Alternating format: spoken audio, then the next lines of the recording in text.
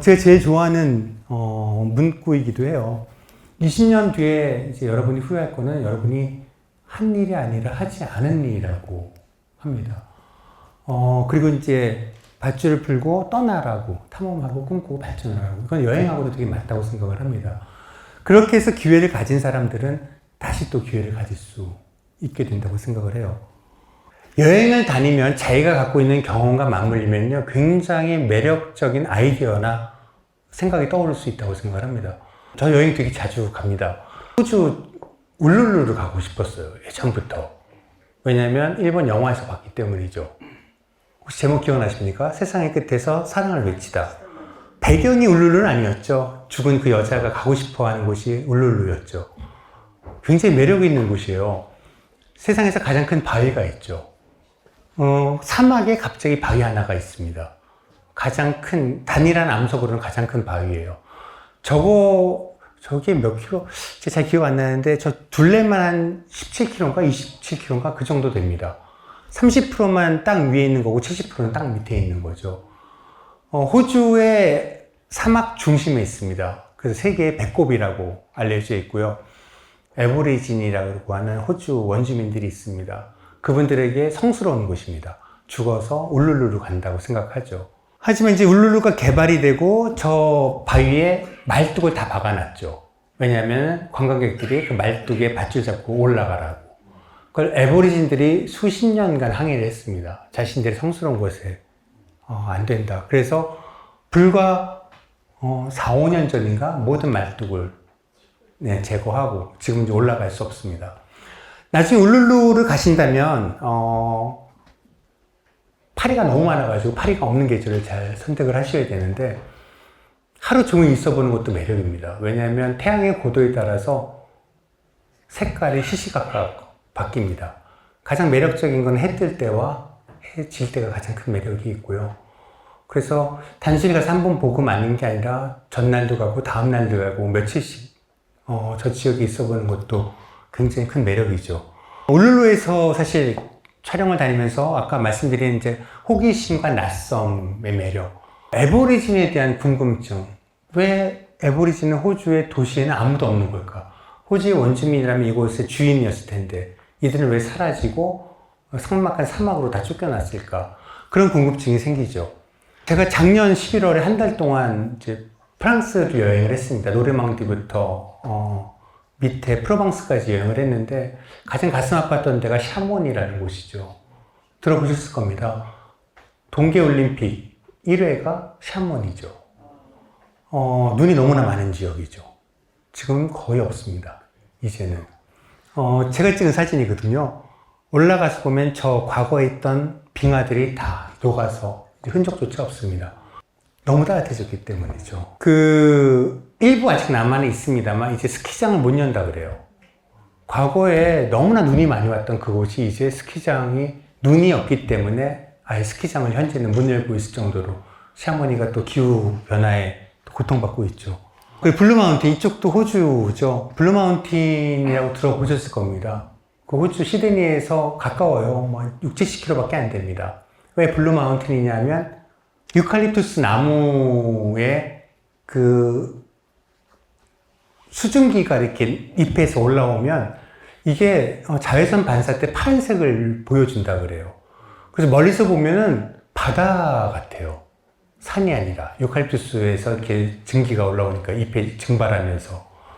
그래서 블루 마운틴이라고 불리는 곳이고, 유칼립투스는 어느 동물의 서식지일까요?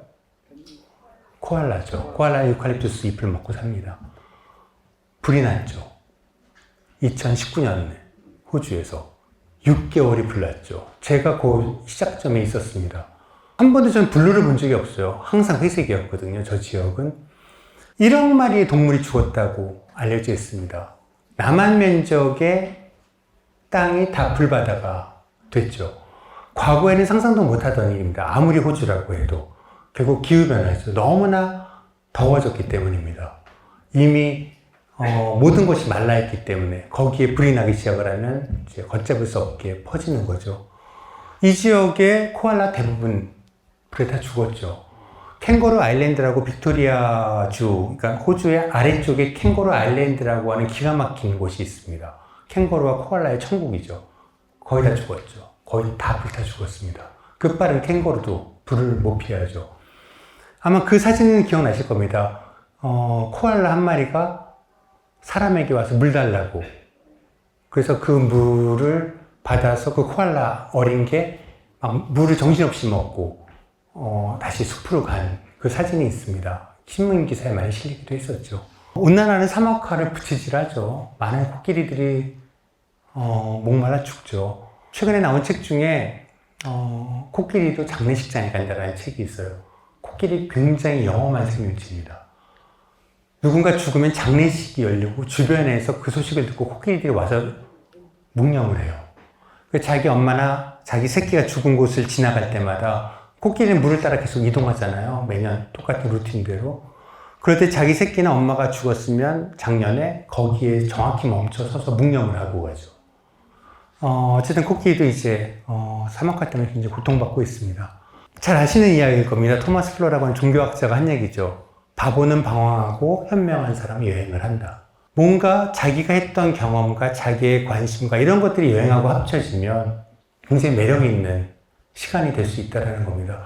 물론 이제 관광처럼 편하게 아니면 릴렉스한 뭐 그런 여행도 있을 수 있겠지만 어느 정도 비용을 갖고 어느 정도 기한을 갖고 하는 여행이라고 한다면 자신이 하고 있는 경험과 잘 결부시켜서 재미있는 아이디어나 창의적인 생각을 해서 오는 것도 저는 되게 좋다고 생각을 합니다.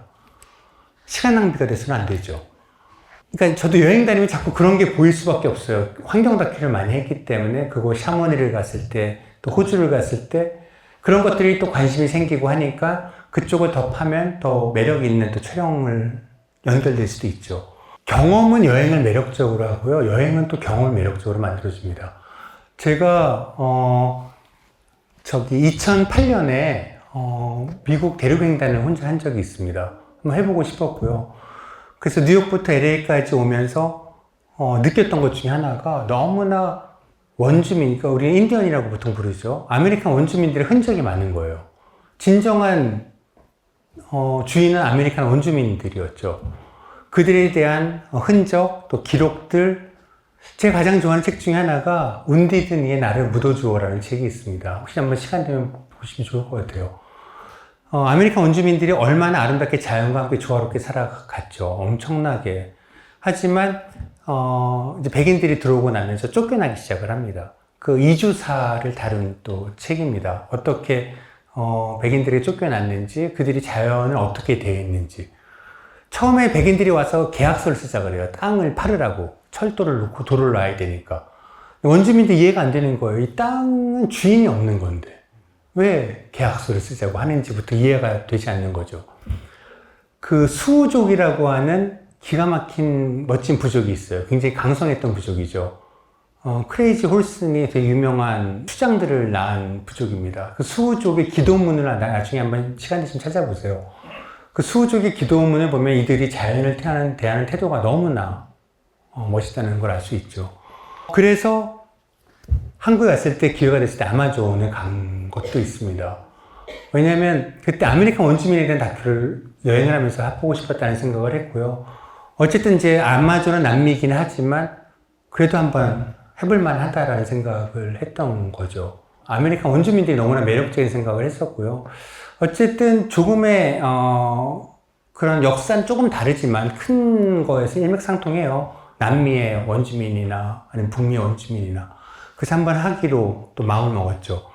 그리고 정말 하고 싶게 만든 거는 조회라는 원시부족 때문입니다. 우리가 주로 다뤘던 부족은 다 문명이 들어간 부족이에요. 근데 문명을 다루지 않은 부족을 만날 수 있다는 거. 여행에서의 가장 큰 매력 중에 하나는 아까 풍경이라고 그랬는데 한 번도 눈에 담아보지 못했던 거 보는 그 감동과 경탄은 되게 큽니다. 전 조회족이 그런 경탄을 줬었습니다. 아마존 전체 촬영은 한 200일 정도 됐고 이 부족은 한 달 정도 좀 안 되게 있었던 것 같습니다. 한 250명 정도가 살아가고 있었죠. 이런 원시 부족을 발견하면 브라질 정부가 컨택을 해서 문명을 전달해줘요. 대부분의 문명을 받아들여요, 부족들이. 문명이 너무 매력적이잖아요. 모터보트, 총 같은 거 보면 환장하죠. 근데 조회족은 거절해요. 자기는 살던 대로 살겠다고. 되게 독특했죠. 근데 그렇게 문명을 받은 부족 대부분 사라졌어요, 지금.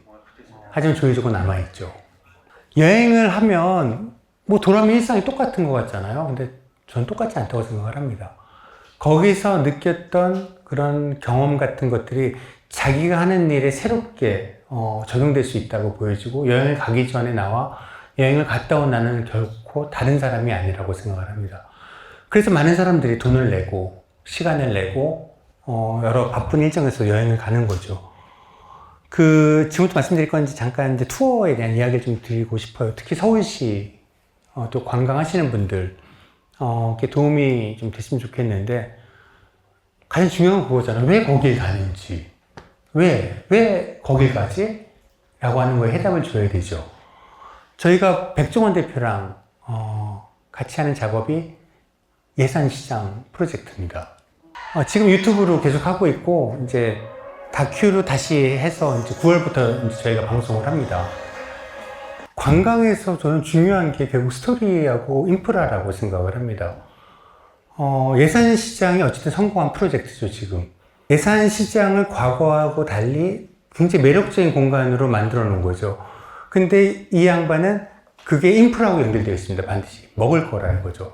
인프라는 크게 두 가지잖아요. 먹을 거와 숙박이죠. 음식과 숙소. 그 중에 항상 음식을. 근데 그 음식의 스토리를 부여하죠, 백종원 대표는. 그래서 사람들을 모이게 하는 힘이 있습니다. 서울이라고 하는 곳이 어떤 이야기를 갖고 있는지. 지난달에 이제 오세훈 시장하고 기회가 돼서 같이 저녁을 먹으면 술을 마시면서 이야기를 한 적이 있습니다. 굉장히 관광에 대해서 엄청나게 관심이 있고 욕심이 있더라고요. 근데 그분도 동의하는 게 스토리죠, 결국. 어떤 스토리를 하냐.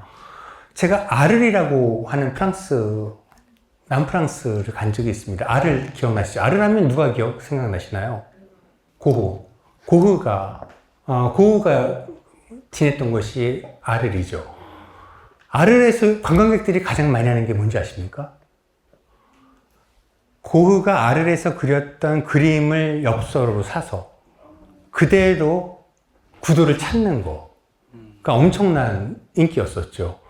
한 10장 정도 됩니다. 정신병원 그림도 있고요. 그 안에는 카페 그림도 있고, 별에는 밤이라고, 별이 빛나는 밤인가? 하여튼 그 강가에서 찍은 하늘, 달이 이런 그림들이 있고요. 그 그림을 진짜로 찾아가서 그 구도를 그대로 보게 하는, 사진 찍는 거, 그런 것들이 엄청나게 매력적인 이야기가 되는 거죠. 고흐라고 하는 사람을 통해서 그런 이야기를 찾는 거, 저는 굉장히 매력이 있었다고 생각합니다. 당연히 저도 그걸 했었죠. 관광을 하게 되면 돈을 쓸 수밖에 없죠. 그리고 시간을 쓸 수밖에 없습니다. 거기에 대한 만족을 줘야 되는 거죠. 그게 이제 여러분들이 하셔야 되는 일이고, 그 두 가지가 결국에 저는 이야기와 그 인프라라고 생각을 합니다.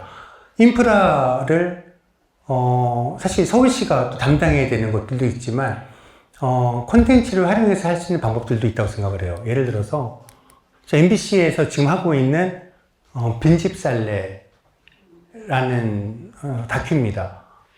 지금 2편까지 방송했는데 시청이 살짝 낮아가지고 좀 많이 봐주세요. 저 빈집살레는 전주 팔복동, 전주시의 의뢰로 시작을 했습니다. 팔복동이라고 하는 한옥마을에서 약간 떨어져 있어요. 멀진 않지만 너무나 빈집이 많이 생겨나고 있습니다. 이 빈집을 어떻게 해야 될까? 전주시의 고민이기도 하죠. 지역 소멸과 인구 감소 때문에 지방도시는 다 고통받고 있는 문제이기도 합니다. 그래서 저희한테 의뢰한 게 내 채 집을 줄 테니 핫한 곳으로 좀 만들어 달라는 이야기죠. 그래서 이제 아까 보셨던 최정환, 박나래 이런 분들과 함께 해서 각각이 하나의 가게를 만드는 거예요. 그래서 그거를 정말 그걸 경영하고 싶은 사람과 함께 연계해서 그 지역을 씨를 뿌린다라고 이야기를 하더라고요. 그 마을 자체를 다 바꿀 수는 없죠. 하지만 몇 군데 핫한 곳이 태어나기 시작을 한다면 다른 사람들이 유입해서 그 옆에 가게를 만들어낼 수 있다는 거죠. 스토리를 만들려면 그래서 저는 방송이나 아니면 유튜브나 아니면 SNS에 또 셀럽들도 많죠. 잘 활용해보는 것도 되게 필요하다고 생각을 합니다. 서울에 저희가 빈집3 1을 했던 데가 서울 종로구죠. 서울 종로에 그렇게 빈집이 많은 줄 몰랐습니다. 시청률이 그때는 엄청나게 잘 나왔어요. 왜냐하면 2억, 3억으로 자기 집이 생기거든요. 그래서 그거를 리모델링해서 그 지역, 빈집이 있다면 마을 자체가 다 무너져요. 왜냐하면 우범지대로 갈 가능성도 있고 사고의 위험이 있죠. 빈집이 생기면 옆집도 빈집으로 바뀔 가능성도 되게 높아지죠. 기업의 도움과 이런 걸 통해서 서울시 도움도 받았네요. 그때 맞아요. 서울시 도움도 받았어요. 그래서 그 빈집 네 채를 다시 사람이 거주할 수 있을 만한 매력적인 곳으로, 거기에 들어오고자 하는 사람들은 사연을 갖고 있는 사람, 내가 왜 서울 이 지역에 이 집이 필요한지 이런 거를 이제 공모를 하고 경선을 해서 그 사람들이 그 집을 만들어가는 또 그런 이야기를 하기도 했습니다. 제가 관광 전문가는 절대 아니고요. 근데 컨텐츠를 하면서 느껴지는 것 중에 하나가 지역 소멸의 문제, 그리고 관광의 문제. 우리는 분명히 훨씬 더 매력적인, 특히 서울은 해외에서 봤을 때 엄청나게 매력적인 곳이거든요. 근데 그거에 비해서 사실 인프라가 약한 것도 사실이고, 그리고 이야기로 만들고자 하는 노력도 좀 부족한 게 사실인 것 같습니다. 한국의 노래, 뮤직비디오를 비롯해서 영화 같은 것들이 전 세계 사람들이 이제 다 보기 시작을 하는데, 거기에 나왔던 백의 그림 같은 것들이나 배경 같은 것들을 찾아가는 재밌는 것들을 외국인들은 해볼 수가 있을 텐데, 그런 것들을 직접 찾아가기 어떻게 할 수 있을까? 그렇다면 이 사람들에게 뭘 먹이고 어디서 재워야 될 것인지는 저는 서울시가 굉장히 고민을 해야 될 것 같고, 그런 것들을 저희 같은 또 콘텐츠를 만드는 사람들과 함께 엮어서 뭔가 한다면 더 재밌는 걸 해볼 수 있다라고 생각을 합니다. 세금 필요 없는데 쓰지 말고 좀 의미 있는 곳에, 또 재밌는 곳에 이런 걸 통해서 산업을 발전시키고 관광을 발전시키면 훨씬 더 매력적으로 부가가치를 창출할 수 있다고 생각을 하고요. 서울시가 되게 신경을 많이 써야 하는 부분이라고 생각을 합니다.